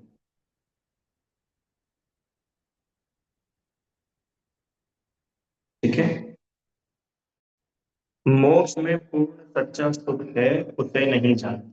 अरे मोक्ष सुख की जाति नहीं पहचानता, जाति मतलब टाइप, क्वालिटी। स्वर्ग के सुख से अनंत गुना सुख मोक्ष में है, ऐसा मानना ये मोक्ष तत्व की भूल है। क्यों थी? समझो, स्वर्गों में 1000 अप्सरा मिलती है तो बहुत सुख होता है।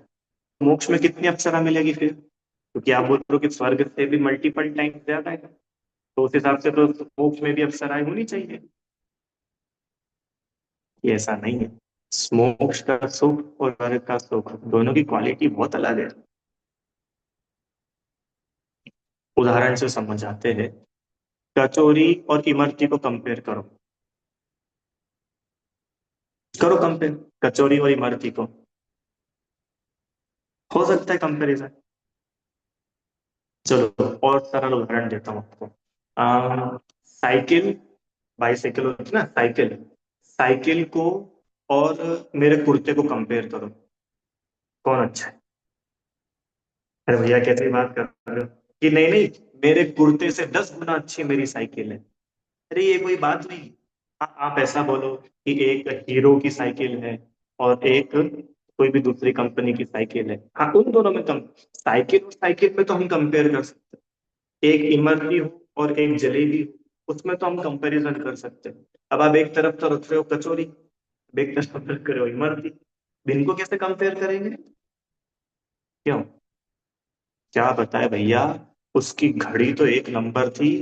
कहाँ उसकी घड़ी, उसके जूते से भी 100 गुना ज्यादा अच्छी थी उसकी घड़ी। ये कैसी बात कर रहे हो? जूता जूता है, घड़ी घड़ी है, वो फुटवेयर है। ये मोक्ष तत्व की भूल। क्या मानता है कि स्वर्गों से भी अनंत गुना ज्यादा मजा मोक्ष में है? कि भाई स्वर्ग के सुख की कैटेगरी टोटली अलग है, मोक्ष के सुख की कैटेगरी बिल्कुल अलग है। मोक्ष का सुख अतीन्द्रिय सुख है, आत्मा से उत्पन्न होने वाला सुख है। और स्वर्गों का जो सुख है वो इंद्रिय सुख है, बाहर भोगों में से सुख मानता है। आया समझ में? ये है मोक्ष तत्व की भूल। स्वर्ग का ये आगे देखो, स्वर्ग का सुख इंद्रिय सुख है, आकुलतामय है। मोक्ष का सुख अतीन्द्रिय रूप है, निराकुलतामय, निराकुलता रूप है। ठीक है, चलो बस अब एक आखिरी बात समझनी है कि भैया जब अकेले जीव को पहचानने से काम हो रहा है तो सातों की जरूरत ही क्या है वीर? देखो समझो, बड़ा सरल है और बहुत इंपॉर्टेंट है ये बात। अभी एक क्विज में पूछा भी था क्वेश्चन, देखो ऐसा है, अपन कौन है? जीव। तो जीव को जानना तो जरूरी है, बिना जीव को जाने काम बनेगा क्या? नहीं बनेगा। ठीक है। और अपने साथ में बाकी कौन है? अजीव। तो अजीव को भी जानना पड़ेगा। अरे भाई, खुद को जाने और दूसरों को भी जाने, दोनों को जानना तो जरूरी है ही ना। ये दो तो मिनिमम होना ही चाहिए। क्या मैं हूं और क्या मैं नहीं हूं, इतना तो जानना जरूरी है ना। चलो आगे चलो। अब चाहते क्या है कि भैया सुखी होना चाहते। अच्छी बात है। तो सुख रूप अवस्था तो वो मोक्ष है, तो इसलिए मोक्ष को जानना भी जरूरी हुआ। ठीक है। चलो भैया, वो मोक्ष होता कैसे है? कि मोक्ष संवर निर्जरा पूर्वक होता है, बिना संवर निर्जरा के मोक्ष होता नहीं है। इसलिए संवर निर्जरा को भी जानना जरूरी हुआ। तो भैया, ये संवर निर्जरा कैसे होते हैं? कि आश्रव बंध का अभाव ही संवर निर्जरा है। आश्रव का अभाव संवर, बंध का अभाव निर्जरा। तो अब जब संवर निर्जरा को जानना है, तो संवर निर्जरा क्यों नहीं हो पा रहे हैं? कि आश्रव बंध की वजह से नहीं हो पा रहे, इसलिए आश्रव बंध को भी जानना जरूरी है। तो सातों ही तत्वों की श्रद्धा जरूरी है। आप बोलो कि अकेले जीव को कर लो, तो अकेले जीव को करके करोगे क्या? वो तो सुखी होना चाहते हो, तो सुखरूप अवस्था मोक्ष, उसको तो पहचानो। वो मोक्ष होगा कैसे? संवर निर्जरा पूर्वक होगा, तो उसको भी पहचानो, उसकी श्रद्धा करो। संवर निर्जरा आश्रव बंध के अभाव से होगी, तो जिसका अभाव करना है पहले उसको समझना पड़ेगा। है, जिसका अभाव करना है उसको पहले समझेंगे नहीं तो अभाव किसका करेंगे? हवा में लट थोड़ी घुमाना है। जिसका अभाव करना है उसको समझना भी तो पड़ेगा। इसलिए सातों ही तत्वों की श्रद्धा इस मोक्ष मार्ग में मस्ट है, जरूरी है, कंपलसरी। ठीक है। चलो, अब अग्रहित मिथ्या ज्ञान और अग्रहित मिथ्या चारित्र, ये दो बचे हैं, इनको अपन कल करेंगे बहुत शॉर्ट में। या कर ही ले, अभी टाइम हो गया क्यों तुम्हारे साथ? चलो कर ही लेते, सुनो। बहुत सरल है। अग्रहित मिथ्या दर्शन के साथ जो कुछ भी ज्ञान है वो दुखदायक अग्रहित मिथ्या ज्ञान है, खत्म बात। या ही प्रतीति जुत कछुक ज्ञान, प्रतीति मतलब श्रद्धा, इस या ही मतलब इस मिथ्या प्रतीति जुत, माने इस मिथ्या प्रतीति के साथ। कौन सी मिथ्या प्रतीति? ये सात तत्वों का विपरीत श्रद्धान। इन सात तत्व के विपरीत श्रद्धान के साथ कछुक ज्ञान, जो कुछ भी जानना है, जो कुछ भी ज्ञान है, सो दुखदायक अज्ञान जान, वो दुखदायक मिथ्या ज्ञान जानो। हो गया मिथ्या ज्ञान। भैया मिथ्या चारित्र क्या? अभी अग्रहित की बात को छह पढ़ना है देखो। अग्रहित मिथ्या दर्शन ज्ञान चारित्र और ग्रहित मिथ्या दर्शन ज्ञान चारित्र। अभी अग्रहित की बात चल रही, अब लास्ट। अग्रहित मिथ्या चारित्र क्या है? इन जुत विषयनी में जो प्रवृत्त, ताको जानो मिथ्या। इन जुत मतलब इनके साथ, किनके साथ? अग्रहित मिथ्या दर्शन और अग्रहित मिथ्या ज्ञान के साथ जो कुछ भी विषयों की प्रवृत्ति है, पांच इंद्रिय के विषयों की प्रवृत्ति है, उनको मिथ्या चारित्र जानो। पॉइंट नोट किया जाए। पांच इंद्रिय के विषयों की प्रवृत्ति का नाम मिथ्या चारित्र नहीं है। मिथ्या दर्शन और मिथ्या ज्ञान के साथ जो पांच इंद्रिय के विषयों की प्रवृत्ति है वो मिथ्या चारित्र। आया समझ में? भरत चक्रवर्ती पांच इंद्रिय के विषय भोग भोग रहे हैं, क्या उनका मिथ्या चारित्र है? नहीं। क्यों नहीं है? क्योंकि मिथ्या दर्शन ज्ञान के साथ नहीं है, इसलिए मिथ्या चारित्र नहीं। और मिथ्या दर्शन ज्ञान के साथ जो कुछ भी प्रवृत्ति हो पांच इंद्रिय के विषयों की, वह मिथ्या चारित्र कहलाता। यो मिथ्यात्व आदि निसर्ग जे अब जे रहित सुनिए। ये जो हमने मिथ्या दर्शन ज्ञान चारित्र बताए, ये निसर्ग, निसर्ग मतलब पहले से चले आ रहे ऐसे अग्रहित मिथ्या दर्शन ज्ञान चारित्र बताए। अब जे ग्रहित, अब जो ग्रहित है, सुनिए सुते, अब उसको हम सुनाते हैं, सुनो।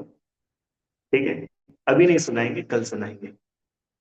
तो अभी अपन लोगों ने 8वें छंद तक मिथ्या दर्शन, मिथ्या ज्ञान, मिथ्या छंद, अग्रहित, इनका स्वरूप समझा। अब 9वें छंद से ग्रहित मिथ्या दर्शन ज्ञान चारित्र का स्वरूप समझेंगे। चलो, अब कुछ प्रश्न हो तो आप लोग पूछ लो। और भाई पढ़ाई हो गई है, जिसको लीव करना है वो लीव कर सकते। बोलो भाई। जी। अ, आपने जैसे कि अभी बताया कि मिथ्या दर्शन के साथ होने वाला ज्ञान मिथ्या ज्ञान हुआ। तो हम्म। जितना पढ़ता है उस हिसाब से हम अभी मिथ्यात्व में हैं। तो हम जो पढ़ रहे हैं तो ये सब भी मिथ्या ज्ञान ही हुआ क्या? देखो, मिथ्या दृष्टि जो कुछ भी जानता है उसका ज्ञान मिथ्या ही है। क्यों, समझो। मान के चलो, एक सरल उदाहरण शास्त्रों में ही उदाहरण दिया है, उसको बताता हूँ। सम्यक दृष्टि जी, उसने सांप को रस्सी मान लिया। धोखे से सांप और रस्सी एक जैसे दिख रहे थे, तो सम्यक दृष्टि जीव ने सांप को रस्सी जान लिया। ठीक है।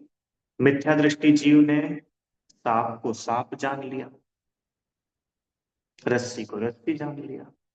और सम्यक दृष्टि ने सांप को रस्सी जान लिया, रस्सी को सांप जान लिया। अब वे कह रहे हैं कि सम्यक दृष्टि ने जो उल्टा जाना ना, उल्टा जाना कि नहीं, रस्सी को सांप मान रहा है, बताओ, सांप को रस्सी जान लिया, तो भी उसका ज्ञान सम्यक ज्ञान है। और वो मिथ्या दृष्टि जो सांप को सांप मानता है, रस्सी को रस्सी जानता है, तो भी उसका ये जानना मिथ्या ज्ञान। क्यों भैया ऐसा? तो पार्शियलिटी हो गई। No partiality. सम्यक दृष्टि चाहे रस्सी को सांप जाने या सांप को रस्सी जाने, या सांप को सांप जाने या रस्सी को रस्सी जाने, उसकी ये श्रद्धा बिल्कुल पक्की है कि ये पर द्रव्य है, इससे मेरा कुछ लेना देना नहीं है। अगर वो रस्सी को सांप भी जान लेगा तो भी उसको मिथ्यात्व नहीं है ना। तो नहीं, मिथ्यात्व नहीं, क्यों मिथ्यात्व क्यों नहीं है? क्योंकि सांप मैं आत्मा हूं, सांप मेरा कुछ बिगाड़ सकता नहीं। इस मिथ्यात्व के नहीं होने से उसका उल्टा जानना भी सम्यक ज्ञान, क्योंकि साथ में श्रद्धान सच्चा है और मित्रष्टि का श्रद्धान ही विपरीत है। उसको ऐसा लगता है सांप आकर के डस लेगा, मेरा नाश हो जाएगा, तन नशत आपको नाशमान। तो अब वो सांप को सांप भी जान रहा है, पर गलत श्रद्धान के साथ जान रहा है ना, इसलिए उसका सही जानना भी मिथ्या ज्ञान। चलो, अब आपके प्रश्न पे आते हैं। तो भैया हम ये जो शास्त्र पढ़ रहे हैं, तो हमारा शास्त्र पढ़ना भी मिथ्या ज्ञान हो गया, क्योंकि हम तो मिथ्या दृष्टि है। तो अब वो आगे आएगा, ग्रहित मिथ्या ज्ञान में उसका स्वरूप पढ़ाएंगे। ग्रहित मिथ्या ज्ञान में उसका स्वरूप बताएंगे। बाकी सरल भाषा में समझे तो इतना समझ लो कि चाहे शास्त्र ज्ञान हो, चाहे दुनियादारी का ज्ञान, अगर मिथ्या दर्शन साथ में है तो वो शास्त्र ज्ञान भी मिथ्या ज्ञान ही नाम पाएगा। और शास्त्र ज्ञान ना भी हो, शिव भूति मुनिराज के जैसे थोड़ा बहुत ज्ञान हो, पर सम्यक दर्शन है, तो थोड़ा बहुत ज्ञान भी सम्यक ज्ञान नाम पाएगा। तो भैया फिर शास्त्रों का ज्ञान करे ही नहीं, कि शास्त्रों का ज्ञान करने के लिए मना नहीं कर रहे, हम तो सम्यक दर्शन करने के लिए बोल रहे हैं। ठीक है आराध्य, तुम्हारा यही प्रश्न था क्या कि भैया फिर भी पढ़ेगा ही? हाँ बोलो। हाँ। तो भैया जी मेरा कहने का मतलब ये है कि जैसे अगर मैं अभी सम्यक दृष्टि हूँ तो जब तक मुझे कोई बताएगा नहीं कि ये जैसे सात तत्व संबंधी भूल जब मैंने पढ़ी, जब भी तो जाके मुझे पता लगा कि मैं ये सात तत्व संबंधी भूल कर रहा हूँ। तो ये जो मुझे ज्ञान मिला, जब तक ये नहीं मिलेगा, जब तक मेरे को कैसे पता लगेगा? तो फिर ज्ञान जो मिला ये मिथ्या ज्ञान कैसे हुआ? ठीक बात, इसके लिए आपको चौथी ढाल पे चलना पड़ेगा। वहां दौलत राम जी ने तब बोला, सम्यक साथे ज्ञान होय है भिन्न नर। देखो बड़ी सरल बात, सम्यक दर्शन ज्ञान पहले होता है, बिल्कुल 100% सच्ची बात। पहले ज्ञान होगा, उस ज्ञान के साथ अब जो श्रद्धा हमारा विपरीत था, वो ज्ञान करने के बाद में हमने अंतरंग में एनालिसिस करा, बार बार विचार किया, और विचार पूर्वक हम इस निर्णय पे पहुंचे कि यार ये सही है जो अपन ने पढ़ा है, वास्तव में वस्तु का स्वरूप तो ऐसा ही है। अब सम्यक दर्शन हुआ ना। अब जो ज्ञान अभी तक था, जो भी ज्ञान, वो मिथ्या ज्ञान था, और सम्यक दर्शन होते ही वही अब सम्यक ज्ञान हो गया। सम्यक दर्शन और सम्यक ज्ञान बेस्ट फ्रेंड है, साथ साथ चलते। दर्शन श्रद्धा अगर सम्यक है तो ज्ञान सम्यक है, श्रद्धा अगर विपरीत है तो चाहे तुम कितने पुराण कितनी पोथी पढ़ लो, वो भी क्योंकि बिना सम्यक दर्शन के ज्ञान को सम्यक नाम दे कैसे दे है। बाकी अभी वो जो ग्रहित मिथ्या ज्ञान है ना, वहां पे और विषय अपने को क्लियर हो जाएगा। बोलिए तीर्थ भैया। सर अभी आपने जो लास्ट में एकदम समझाया, ग्रहित मिथ्यादर्शी मतलब, हेलो। हाँ वापिस से बोलो, क्या बोल रहे हो। हाँ, मैं बोल रहा हूँ कि जो अभी आपने समझाया लास्ट में, अग्रहित मिथ्यादर्शी मिथ्या दर्शन, वो मेरे को समझ नहीं आया थोड़ा, उसमें मतलब डाउट आ रहा है। क्या डाउट है, क्या समझ नहीं आया, बोलो। जैसे कि आपने समझाया कि इंद्रियों के स्पर्श से हमें वो होता है, मतलब हमें अग्रहित मिथ्यादर्शी लगती है, मतलब इंद्रियों के भोग से। नहीं नहीं, ऐसा बताया था। जो अग्रहित मिथ्या चारित्र था ना, देखो स्लाइड दिखाते हैं आपको। अग्रहित मिथ्या चारित्र में ये बताया था कि मिथ्या दर्शन, आ गई क्या स्लाइड। हाँ भाई। हाँ, मिथ्या दर्शन और मिथ्या ज्ञान के साथ में जो कुछ भी पांचों इंद्रिय के विषयों की प्रवृत्ति है, क्योंकि चारित्र तो प्रवृत्ति का ही नाम है, आचरण का नाम है। तो बोल रहे हैं कि मिथ्या दर्शन और मिथ्या ज्ञान के साथ अब जो कुछ भी बाहरी पांच इंद्रिय के भोग रिलेटेड जो भी आचरण है, उसको मिथ्या चारित्र, अग्रहित मिथ्या चारित्र कहते हैं। तो वहां मैंने ये बात बोली थी कि पांच इंद्रिय के विषय भोगों को भोगना, इसका नाम मिथ्या चारित्र नहीं है। मिथ्या दर्शन और मिथ्या ज्ञान के साथ जो मिथ्या पांच इंद्रिय के विषयों को भोगना है, वो मिथ्या चारित्र। ओके। क्योंकि कोई व्यक्ति ऐसा बोल सकता है कि भैया देखो हमने तो पांचों इंद्रिय की हमारी सारी जो आदतें थी सबको सुधार लिया। हाँ, तो बोल रहे कि तुमने भले ही सुधार लिया, पर अगर तुमको श्रद्धांत सच्चा नहीं है ना, तो तुम्हारा ये सब सुधरावा भी सुधरावा नहीं है। और सर अगर हमें पता है कि ये सब मिथ्या दर्शन है, पर हमारे पास हमने अभी मिथ्या ज्ञान अर्जित नहीं किया है, तब हमें अग्रहित मिथ्या चारित्र का दोष नहीं लगेगा? क्या बोल रहे हैं वापिस, अगर हमको पता है कि ये मिथ्या दर्शन है। पर हमने अभी हमें मतलब ये हमने मिथ्या ज्ञान अर्जित नहीं किया है, तब अग्रहित मिथ्या चारित्र का वो दोष हमें नहीं लगेगा? देखो सुनो सुनो, मिथ्या दर्शन और मिथ्या ज्ञान साथ में ही होते हैं। सम्यक दर्शन और सम्यक ज्ञान साथ में, माने जिसको मिथ्या दर्शन है ना, उसका जो कुछ लिखा ना, या ही प्रतीति जुत कछू ज्ञान, इस मिथ्या दर्शन के साथ में, इस उल्टी श्रद्धा के साथ जो कुछ भी जान, तो वो मिथ्या ज्ञान है ही। माने मिथ्या ज्ञान अलग से नहीं करना पड़ता, जिसको मिथ्या दर्शन है उसका सारा ही ज्ञान मिथ्या ज्ञान। हाँ, अब इस मिथ्या दर्शन ज्ञान के साथ में उसका पांच इंद्रिय के जो भी विषय भोग है, वो सब मिथ्या चारित्र है। और जब तक हमें इनका ज्ञान नहीं हो तब? जब तक ज्ञान नहीं है तो भी मिथ्या ज्ञान तो है, वो तो है ही ना। नहीं, जब तक ये डिसाइड नहीं मतलब जब तक मिथ्या दर्शन प्राप्त नहीं हुआ तब भी दोष लगेगा? मिथ्या दर्शन की सम्यक दर्शन। मिथ्या मतलब जैसे कि हमने अभी मिथ्या दर्शन की बात कर रहे हैं ना, तो वैसा, हाँ, हाँ मिथ्या सॉरी। दर्शन प्राप्त नहीं करना, वो तो प्राप्त है ऑलरेडी। हाँ सॉरी, सम्यक दर्शन। हाँ, तो सम्यक दर्शन जब तक प्राप्त नहीं होता है तब तक मिथ्यात्व का दोष चलता है, और सम्यक दर्शन प्राप्त होते ही मिथ्यात्व संबंधी सारे दोष मिट जाते हैं। ओके। बिल्कुल, तीसरी ढाल में इसके बारे में पूरी डिटेल पढ़ेंगे अपन, आएगा तीसरी ढाल। ठीक है, तो भैया हम करें क्या, ये करें सम्यक दर्शन करें, सात तत्वों की सच्ची श्रद्धा करें, ये करो। बोलो लास्ट आराध्या। भैया जी अगर मैं ऐसे आपने जो मुझे अभी बताया कि अपन को ऐसे ही ज्ञान हो जाएगा, मतलब अपन को ज्ञान की वजह से सम्यक सम्यक ज्ञान सम्यक दर्शन होएगा। तो जो हमारा मिथ्या ज्ञान था वो मतलब अच्छा ज्ञान मतलब सम्यक ज्ञान बन जाएगा। तो अगर मैं बोलूं कि मिथ्या मिथ्या दर्शन के होते हुए भी ज्ञान करना बुरा नहीं है। मिथ्या दर्शन के होते हुए भी ज्ञान करना बुरा नहीं, ठीक बात है। कौन सा ज्ञान? जो सम्यक्त्व में निमित्त हो वो ज्ञान।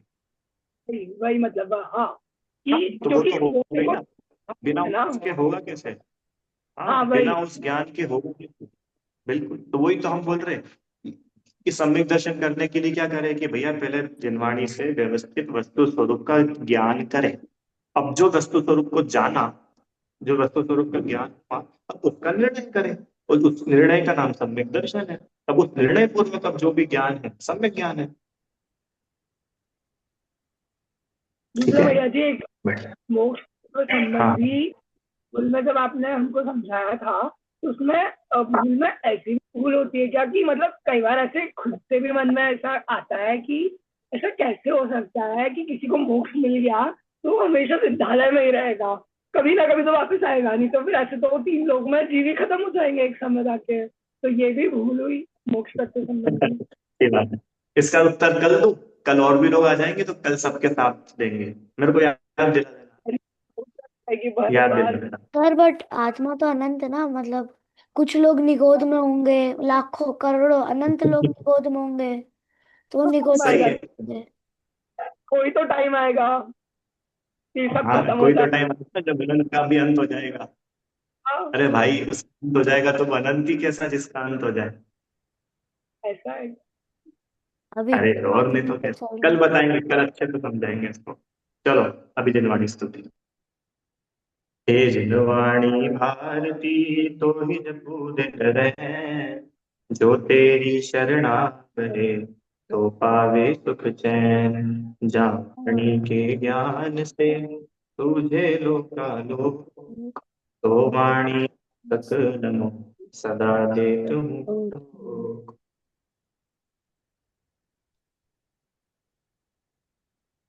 जय जिनेंद्र।